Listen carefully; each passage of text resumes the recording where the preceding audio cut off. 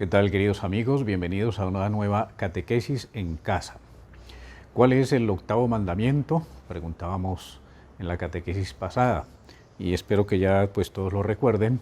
Es el de no mentir y estábamos hablando justamente sobre lo que nos va enseñando el catecismo y ayer nos dedicábamos al primer título que dice vivir en la verdad y concluíamos que el ser humano no podría vivir con otros, no podría vivir en sociedad si no tuviera la suficiente confianza en que los demás están diciendo la verdad. Sería realmente imposible vivir y entonces de ahí el tema de la dignidad de decir la verdad, de comunicar la verdad, de vivir en la verdad.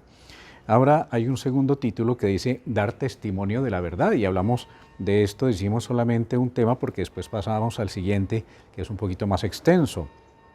Dar testimonio de la verdad en la vida cristiana es fundamental, por supuesto, porque el mismo Cristo, ya lo recordábamos, Él decía, yo soy el camino, la verdad y la vida, por lo tanto, dar testimonio del Evangelio es dar testimonio de la verdad, del conocimiento recto de lo que Dios nos enseña. He venido al mundo, dice Jesús ante Pilato, para dar testimonio de la verdad. Jesús lo dice de Él y nos deja esa misma tarea, nos confía esa tarea, ser testigos del Evangelio. Por lo tanto, cuando nosotros hablamos de testigos del Evangelio, tenemos que recordar la palabra testigo, que tiene pues un término muy concreto en nuestra vida de fe, que es el mártir. Mártir no significa, en primer lugar, la persona que muere, sino mártir significa testigo, o sea, muere, pero por dar testimonio de la verdad.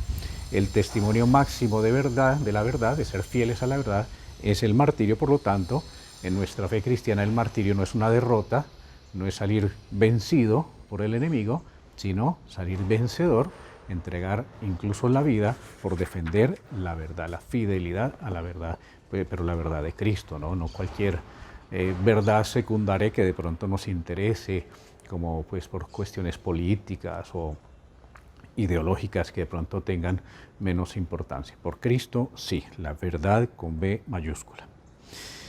Entonces, darnos cuenta de la radicalidad del tema de ser veraces hasta el punto de llegar al martirio, que es el ejemplo culmen máximo de ser fieles a la verdad. Pero en el siguiente punto, que en ese sí nos detenemos un poquito más, es las ofensas a la verdad. Entonces la verdad pues está ahí y nosotros podemos o ser fieles a la verdad, como lo venimos diciendo, pero también podemos ser infieles a la verdad, traicionar, ofender la verdad. Nos dice el numeral 2475 del Catecismo que los discípulos de Cristo se han revestido del hombre nuevo, creado según Dios en la justicia y santidad de la verdad. Revestidos, una nueva vida en la verdad. Dice Efesios 4:24, y desechando la mentira, o sea, lo reafirma. Deben rechazar toda malicia y todo engaño, hipocresías, envidias, toda clase de maledicencias, dice San Pedro en su primera carta. Bueno, digamos entonces cuáles son en concreto pues algunos modos en que pues se ofende a la verdad. Primero, falso testimonio y perjurio. Falso testimonio y perjurio. Una afirmación contraria a la verdad posee una gravedad particular cuando se hace públicamente. Cuando hablamos de no dar falso testimonio ni de hacer un perjurio, se refiere a un acto social, no un acto individual, personal, sino delante de otros. Y entonces, cuando eso sucede, pues tiene una gravedad especialmente mayor por los efectos que tienen los demás. Cuando es pronunciado bajo juramento, es perjurio. Entonces, dar un falso testimonio, pues ya es inmoral. Y si ese falso testimonio se hace bajo juramento, jurando que es verdadero lo que es falso, entonces pues es lo que se llama perjurio. Esas maneras de obrar contribuyen a condenar a un inocente, a culpar, a disculpar a un culpable o a aumentar la sanción en que ha incurrido el acusado, comprometen gravemente el ejercicio de la justicia, en fin, de todo lo que nosotros nos dolemos cuando por la noticia nos enteramos que la justicia humana yerra y comete errores. Entonces, ahí están las consecuencias de falsos testimonios y de perjurios. Segunda forma de ofensa a la verdad que nos presenta el catecismo: el respeto de la reputación de las personas prohíbe toda actitud y toda palabra susceptibles de causar un daño injusto. Faltar al respeto y a la reputación de las personas, ¿no? Con las palabras y incluso los gestos también. Y entonces se puede caer en los siguientes pecados: juicio temerario, maledicencia o calumnia. El juicio temerario es el que incluso tácitamente admite como verdadero, sin tener para ello fundamento suficiente, un defecto moral en el prójimo. Juicio temerario. Entonces uno va haciendo juicios, cosa que nuestro Señor nos advirtió que nunca hiciéramos, y además no solamente juzgamos, sino que juzgamos mal, ¿no? Y entonces ahí está ese pecado, sin fundamento suficiente. Por supuesto que ahí está la gravedad. Entonces ahí, pues claro, no tenemos fundamento suficiente, faltamos a la verdad porque no la conocemos en su totalidad y terminamos juzgando mal a alguien.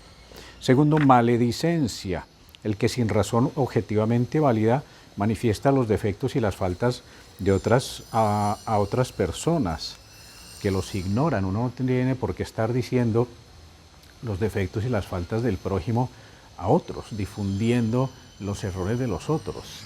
Esa es la maledicencia, hablar mal del prójimo. Entonces, allí se está faltando al respeto y la reputación de las personas. No, de pronto uno dice, pero es verdad lo que estoy diciendo, pero es inmoral, es falto de caridad estar difundiendo cosas que no tenían que estarse diciendo a los demás. Y luego, calumnia. Se puede caer en la calumnia cuando, mediante palabras contrarias a la verdad, en esto sí explícitamente es opuesto a la verdad, daña la reputación de otros y da ocasión a juicios falsos respecto a ellos. Entonces, hablar mal sabiendo que es falso lo que se está diciendo, eso es calumniar.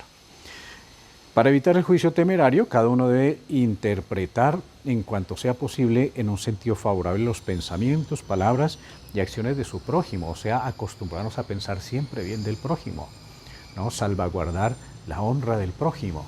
Y entonces, si nos equivocamos pensando bien del prójimo, pues no es pecado. Pero si nos equivocamos pensando mal del prójimo, claro que sí es pecado. Así que acostumbrémonos a pensar bien del prójimo. La maledicencia y la calumnia se destruyen la reputación y el honor al prójimo. Ahora bien, el honor es el testimonio social dado a la dignidad humana y cada uno posee un derecho natural al honor de su nombre, a su reputación y a su respeto. Entonces, la maledicencia y la calumnia lesionan las virtudes de la justicia y la caridad.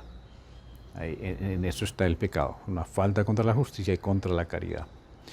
Y de proscribirse toda palabra o actitud que por halago, adulación o complacencia alienta y confirma a otro en la malicia de sus actos y en la perversidad de su conducta, pues estamos cayendo también en pecado. Debe proscribirse todo tipo de halago, adulación o complacencia porque el otro haga algo mal. O sea, es como alentar a que el otro siga pecando. La adulación es una falta grave si se hace cómplice de vicios o pecados graves. El deseo de prestar un servicio o la amistad no justifica una doblez de lenguaje. Entonces, por quedar bien no tenemos por qué estar adulando. Ahí ofendemos al prójimo, a nosotros mismos, por no tener criterios. La adulación es un pecado venial cuando solo desea hacerse grato al prójimo, evitar un mal, remediar una necesidad o obtener ventajas legítimas. Pero pues mejor no caer en esas actitudes. Hay más y seguiremos en nuestra próxima catequesis hablando de ofensas a la verdad. Por ahora pues quedémonos con estas que nos presenta el catecismo y reflexionemos porque caer contra el octavo mandamiento pues es muy fácil y muy frecuente, así que debemos estar alerta. El Señor los bendiga en nombre del Padre, y del Hijo, y del Espíritu Santo. Amén.